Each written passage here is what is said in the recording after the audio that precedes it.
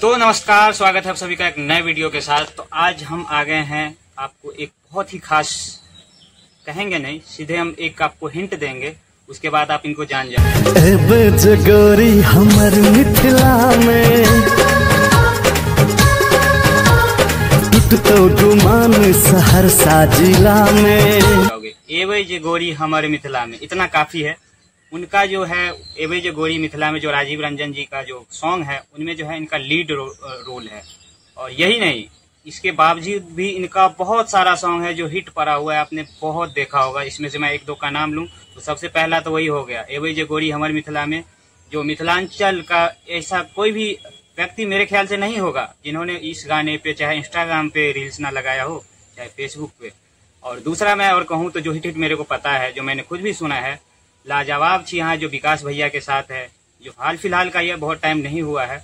और बहुत सारी ऐसी फिल्में हैं जिनमें इन्होंने काम किया है। अभी आज हम उनके पास है, आज वो हमारे साथ है। आज हम हैं उजान में।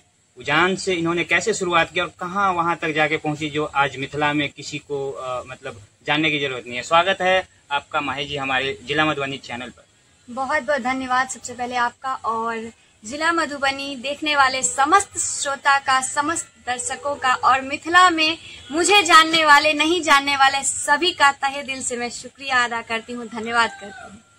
तो माही जी, ऐसा मतलब एक उजान, एक जो है मान लो गांव है, बड़ा है, सब जानते हैं, लेकिन उस लेवल तक नहीं जो मिथिला तक जाने। तो आपका कैसे यहाँ से उठ के यहाँ तक आना हुआ, जो आज आपको सभी जानते हैं, मतलब कैसे वहां तक जुड़ना कैसे हुआ, ये एक्टिंग के फील्ड में आपका जाना कैसे हुआ? ग्रामीण क्षेत्र है उजान, बहुत ही ग्रामीण क्षेत्र है। और यहाँ तक कि आप लोग जो आए हैं उसमें भी आप लोगों ने काफी दिक्कतें हुई होगी आप लोगों को आने में।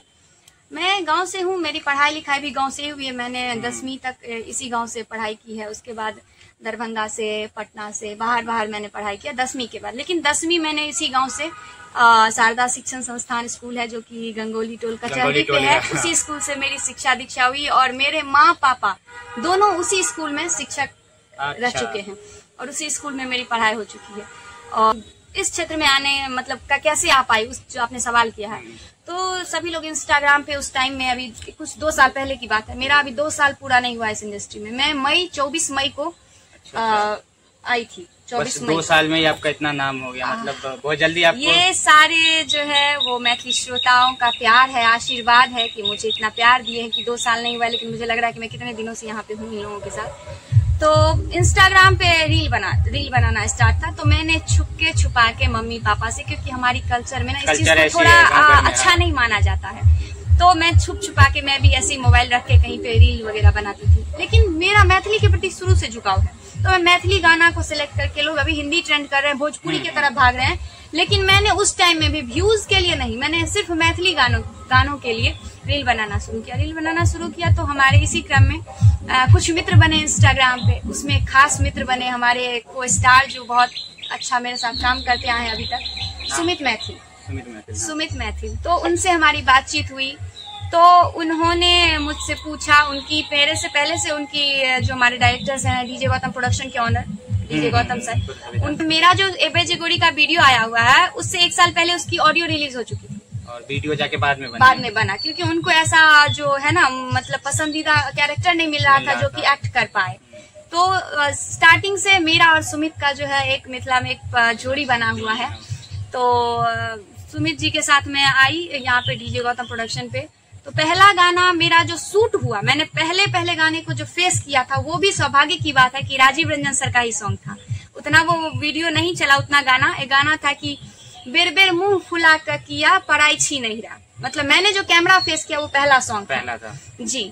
उसके बाद दूसरा सॉन्ग मेरा उसी दिन मतलब कि मैंने 2-3 दिन के लिए गई थी, उसमें मेरा 3 सॉन्ग शूट हुआ था। तो उसके बाद शूट हुआ था रचना झा है, उनका सॉन्ग हुआ था पिया बेना डोलाबू। ये गाना काफी फेमस रहा, अभी भी रील्स बनते हैं उस पे, पिया बेना डोलाबू। और उसके बाद नेक्स्ट डे मेरा शूट हुआ था माधव राय जी का सॉन्ग था पहिने जेना प्यार हमरा करबे। ये गाना भी बहुत हिट है और मिलियंस में इसके भी व्यू हैं। हाँ, तो लेकिन सबसे पहला सॉन्ग जो रिलीज हुआ वो माधव राय एंटरटेनमेंट पर मेरा हुआ था, यही गाना। अच्छा। रिलीज पहले ये गाना हुआ था कि पहिने जेना प्यार हमरा करबे की। और काफी इमोशनल सॉन्ग था, सैड और ये सॉन्ग शायद था। किसने लिखा? राधे भाई जी ने बिल्कुल, हम लिखा उनसे था। कल मिल के आया है और हाँ, ये इस गाना का भी जिक्र हुआ था। हाँ, वही उन्हीं ने लिखा था। और सौभाग्य की बात है कि बड़े बड़े कलाकारों के लिखे हुए गाने, गायकों के गाए हुए गानों पे मैंने एक्ट किया है। सौभाग्य की बात है मेरे लिए। आप जो मतलब इस क्षेत्र में है, उससे पहले आपने पढ़ाई तो बोला है कि करी है, अब अभी तक का क्या है कि अभी आप क्या कर रही हैं? मतलब पढ़ाई में क्या कर रही हैं कि छोड़ दिया है या कंटिन्यू है, उसके बारे में अगर कुछ बताओ तो। पढ़ाई मैंने कभी नहीं छोड़ा, अभी तक पढ़ाई कर रही हूँ मैं, अभी भी कर रही हूँ। मैंने ग्रेजुएशन कंप्लीट किया है हिंदी ऑनर्स से, एमए किया है हमने, बीएड कर रखा है और उसके बाद सेंट्रल टीईटी, सीटेट, स्टेट सब कुछ हमने पास कर रखा है। और अभी प्रयासरत हूँ बीपीएससी टीचर का जो अभी एग्जाम होने वाला है, या इससे पहले भी हुआ था, मैंने दिया था, थोड़ा सा मिस पॉइंट हो गया, लेकिन अपनी कोशिश है कि इस बार मैं क्वालिफाई कर पाऊँ, बीपीएससी टीचर बन पाऊँ, हाई स्कूल के लिए एलिजिबल हूँ तो बन पाऊँ। और आप सभी की शुभकामना चाहिए, महादेव का आशीर्वाद चाहिए और मेरी मेहनत रंग लाएगी। हमारे कुछ टीम से पता लगा, एक आदमी का टीम है हमारा, उनसे पता लगा है कि आप थोड़ा बहुत लिखती भी हैं और गाती भी है, तो क्या सच है? गाती हूँ मैं, प्रोफेशनली नहीं, मैं अपनी खुशी के लिए। अब ऐसे गांव घर में तो सभी लोग थोड़ा बहुत गाते हैं, मतलब भगवान, हाँ ऐसे ये भी मैं गाती नहीं हूँ, मतलब प्रोफेशनली, थोड़ा बहुत अपने खुशी के लिए मैं करती हूँ। और हाँ, लिखती हूँ मैं हिंदी में लिखती हूँ, मैथिली में लिखती हूँ। मेरी हिंदी में लिखी बहुत सारी जो है वो कविताएं प्रकाशित हुई है। अभी हाल फिलहाल में ये किताब है प्रीत की डोर, इधर दिखाओ कैमरे। ये प्रीत की डोर है, इसमें मेरी 2 कविता लिखी हुई है। नहीं, इसमें मेरी 2 कविताएं छपी हुई है। इसमें 2 कविता आपकी है, उसको जरा दिखा दे तो। ये मेरी 2 कविताएं छपी हुई है, एक ये तुम प्रेम हो और ये हिंदी में है, और ये तेरी चाहत। ये दोनों कविता छपी हुई है, आभार प्रीत की डोर का और अमित पाठक जी का, और ये दिल्ली से प्रकाशित हुई है। तो इसलिए मैं बिल्कुल, मैंने अभी हाल फिलहाल में लिखा है, ये मैंने कहीं सुनाया भी नहीं है किसी को। ऐसा है ना कि हम अपनी सभ्यता संस्कृति को भूल रहे हैं, मॉडर्न बनते जा रहे हैं, और मॉडर्न बनने के चक्कर में क्या है ना कि हम मैथिली नहीं बोलते हैं। तो इसलिए मैंने थोड़ा सा कुछ लिखा है कि मैथिली बोली सबसो मिठगर, बाजू अहू सब हम कहै छी। इस थोड़ा सा गाना के जैसा, लेकिन मैं गाती नहीं, इसीलिए मैंने सुनाऊंगी। मैथिली बोली सबसो मिठगर, बाजू अहू सब हम कहै छी। जन्म भेल जो मिथिला में तो गर्व से कहियो मैथिल छी, गर्व से कहियो मैथिल छी। करू प्रोग्रेस बनू मॉडर्न, अहाँ कोनो हर्ज नहीं छै, बिल्कुल मॉडर्न बनू, प्रोग्रेस करू प्रोग्रेस बनू मॉडर्न, अहाँ हर्ज नहीं कोनो बात छै। बिसरू नहीं यो भाई बहिन सब, कि बिसरू नहीं यो भाई बहिन सब, जे अपन संस्कार छै। धन्य भाग एहि माटिक जे माँ सीता के भेल अवतार छै, कि धन्य भाग एहि माटिक जे माँ सीता के भेल अवतार छै। पुण्य भूमि छी मिथिला नगरी, कि पुण्य भूमि छी मिथिला नगरी, स्वर्ग से सुंदर धाम छै। अपन शब्द सौ करत निहोरा, अपन शब्द सौ करत निहोरा, माही कल जोड़ी ठार छै।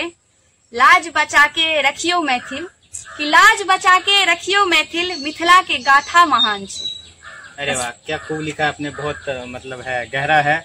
और यही तो जैसा कि गांव में मतलब अभी भी है, और अभी पता नहीं कब तक खत्म होगा, लेकिन अभी बहुत धारणा बना हुआ है कि खासकर लड़की अगर छोटे से गांव से उठ के अगर वहां जाना चाहती है, उनमें बहुत परेशानी होती है। लड़कों को भी होता है, लेकिन ज्यादा लड़कियों को झेलनी पड़ती है, जो छोटे से गांव लेवल से उठ के वहां तक जाना। और ये उजान गांव में हम अभी बैठे हैं, आप लोगों को पहले भी बताया, एक छोटा सा ग्रामीण क्षेत्र है जहां से उठ के माही जी वहां तक पहुंची हैं। तो हम इनसे पूछते हैं कि आप क्या कहते हैं इसके बारे में, कि आपको जो तकलीफ हुई या जो कुछ भी, और क्या मतलब संदेश आप मिथिलावासियों को क्या संदेश देना चाहती हैं, कि जो किस अश्लीलता को बिना फैलाए हुए कैसे हम काम करें, जैसे अभी तक आपका चल रहा है। कठिनाई काफी होती है, और बहुत लड़कियों को या फिर उनके गार्जियनों को, उनके अभिभावकों को ये कठिनाई का सामना करना पड़ रहा होगा। लेकिन देखिए, मैं सभी से यही कहूंगी कि अगर बुराई है कहीं भी, तो अच्छाई जरूर है, और बुराई कुछ दिनों के लिए आगे बढ़ सकती है, लेकिन अच्छाई जो है उसे पछाड़ के आगे जरूर बढ़ती है। और जहां तक है अश्लीलता की बात, तो मैं हमेशा से इसके विरोध में थी, आज भी हूँ और हमेशा रहूंगी, कि अश्लीलता कोई भी ना फैलाएं। लोग भोजपुरी की तरफ भाग रहे हैं, अश्लील उसमें भी जो अश्लील गाना है उसको देख रहे हैं। मैथिली में ही बहुत गाने बनते हैं, उसमें भी बहुत अश्लील गाने बनते हैं, ऐसा नहीं है, लेकिन लोग उसी को सुनते हैं। हम लोग इतना मेहनत करके काम कर रहे हैं, वीडियो बनाते हैं, लेकिन एकदम लोग शेयर नहीं करते हैं, व्यूज नहीं जाते हैं। लेकिन वही आप थोड़ा सा इधर उधर वाला गाना दिखा दीजिए, छोटे कपड़े पहन के नचवा दीजिए, तो वो लोग आराम से देखते हैं, उसको मिलियन में व्यूज पहुंच जाते हैं।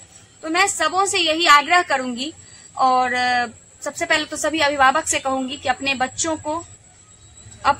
को आगे बढ़ने दीजिए। उनको ऐसा नहीं है कि मैथिली इंडस्ट्री में आने से, फिल्म में काम करने से, वीडियो बनाने से वो गलत हो जाएंगी, वो खराब हो जाएंगी, ऐसा बिल्कुल नहीं है।